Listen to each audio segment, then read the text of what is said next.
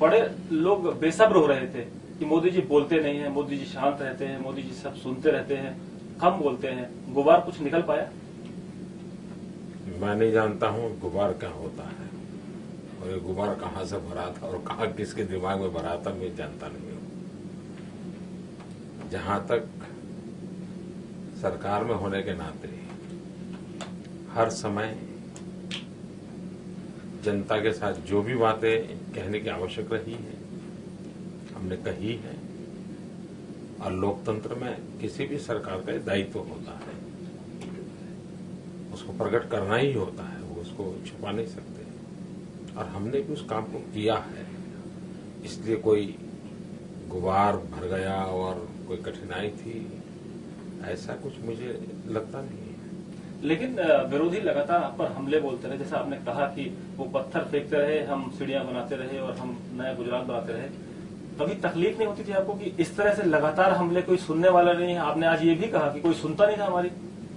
शुरू में जरूर होता था, बाद में हमने तय किया कि हम और विकास और कुछ नहीं, पागल की तरह विकास में था और फिर विकास में आनंद आने लगा, तो बाकी सब चीजें बेकार हो गई हमारे लिए। पता था कि इसको मिलोगे तो यही बोलने वाला है, इसको मिलो तो यही बोलने वाला है, पता ही था कि ये 10 लोग ये बोलेंगे, ये 10 लोग ये बोलेंगे, पता ही था। लेकिन हमने जिस नरेंद्र मोदी को दिल्ली में देखा है, जिस नरेंद्र मोदी को हमने काम करते संगठन में देखा है, कभी इतना चुप और कभी इतना परेशान नहीं देखा था कि लगातार विरोधी हमला कर रहे हैं, आप अपने काम में लगे हो। जवाब क्यों नहीं देते थे आप? क्या सोच थी आपकी? परेशान हम कभी नहीं थे, दैट इज नंबर 1। नंबर 2, जुबान से जवाब दे या काम से दे, तो हमने तय किया अपने काम से जवाब दो। जैसे क्रिकेटर का बल्ला बोलता है, तो हमारा अपना काम बोलता था। लेकिन लोग आज कह रहे हैं कि जब आप भाषण देने आए तो लगातार आप पिच पर उतर के सिक्सर जैसे क्रिकेटर मारते हैं, लगातार आप हर बॉल पर लगातार आप बॉल पर मारते रहे। तरह से आपने पूरे जोशीले अंदाज में जिस तरह से कहा, तो लगता था कि कुछ कहने को बहुत अभी बाकी है।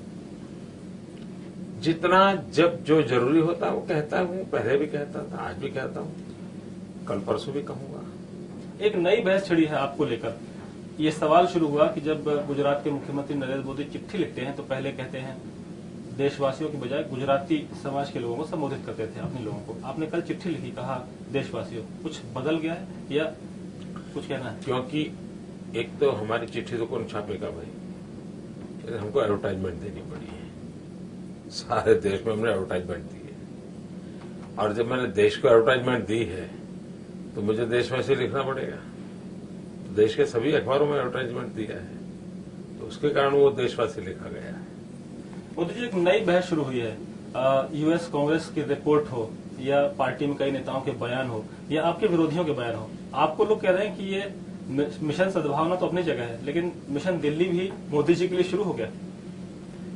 देखिए, ये जो अमेरिका का रिपोर्ट आया है, वैसे भी आप लगातार जितने भी सर्वे आए हैं, इवन राजीव गांधी फाउंडेशन, उसने भी गुजरात के गवर्नेंस की, गुजरात के विकास की तारीफ की थी। तो गुजरात ने प्रगति की है, इस विषय में कोई दुविधा है नहीं, कोई मतभेद भी नहीं है।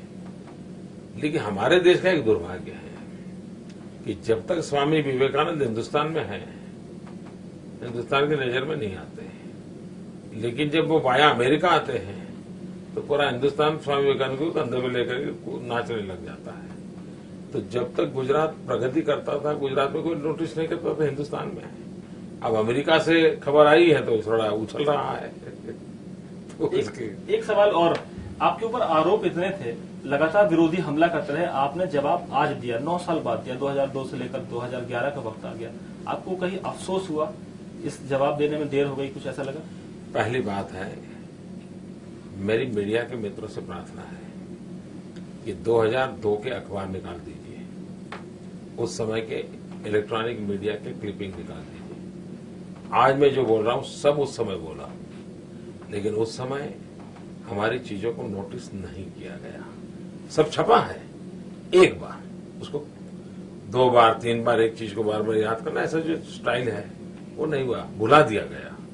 अब जैसे मैं बताऊं, सारी दुनिया को मालूम है अक्षरधाम के बाद शांति रही, उस दिन के अखबार में छपा भी अक्षरधाम के बाद शांति रही। लेकिन बाद में जब कभी गुजरात की चर्चा आती थी तो शांति का कभी जिक्र ही नहीं होता। तो गुजरात शांतिपूर्ण जीवन जी रहा है, इसका कोई जिक्र ही नहीं करता है। क्या करोगे? उन्होंने तय किया कि एक ही बात बोलते रहना, एक ही बात बोलते रहना। एक सवाल और, सहयोगी दलों के कुछ नेता हैं जो बयान दे रहे हैं, कहते हैं कि उपवास 80% लोग करते हैं। शरद यादव कहते हैं, अन्ना के लोग कहते हैं कि ये सब आप दिखावा कर रहे हैं। ये सब बयान आपको कैसे लग रहे हैं? मैं किसी के लिए कुछ कहूंगा नहीं। लेकिन सर एक सवाल और उठता है, जब मुख्यमंत्री की बात आए तो कोई बोलता नहीं, जब प्रधानमंत्री की बात आई तो सहयोगी दल को बेचैनी है। लेकिन शिवसेना खुलकर कहती है कि अगर आपको प्रोजेक्ट करें तो फायदा होगा। भरत राव साहब ने यहाँ से ऐलान कर दिया कि अगर मोदी जी को चेहरे के तौर पर प्रोजेक्ट कर दें 2014 में तो अच्छा रहेगा, क्योंकि बिना सेनापति के मैदान में उतरेंगे तो घाटे में रहेंगे। मुझे मालूम नहीं उनकी क्या सोच है, उनकी क्या जानकारी है। लेकिन मोदी जी के मन में क्या है? मोदी जी क्या करेंगे 2014 तक? क्या गुजरात की सेवा करते मैं रहेंगे? कुछ छुपाया नहीं, मैं डंके की चोट पे कह रहा हूं कि गुजरात की जनता ने मुझे गुजरात की सेवा का काम दिया है। मैं पूरी शक्ति से तन मन धन पूर्वक पूरी तरह डूब करके गुजरात की सेवा करता रहूंगा, और वही सेवा है, भारत माता की सेवा है वो। एक तस्वीर जो यहाँ सबके जहन में दिख रही, बार बार हम लोगों ने भी दिन भर देखी, काफी मुस्लिम बड़ी तादाद में थे, महिलाएं थे, बच्चे थे, मुस्लिम परिवार थे। क्या उनके भी मन बदल गए? आपको लगता है कि सद्भावना मिशन की जो शुरुआत आपने की है कुछ बदला सा हुआ है? देखिए, सद्भावना मिशन शब्द और एक फिलॉसफी मैंने अभी दी है, लेकिन मेरी सरकार जो चल रही है उसी को मैंने एक शब्द में भी बांधा है। हम यही कर रहे हैं और उसी से तो विश्वास पाया है, तभी तो बार बार जनता जिताती है हमें जनता में समर्थन करती है। और वो हमारा मंत्र है, सबका साथ सबका विकास।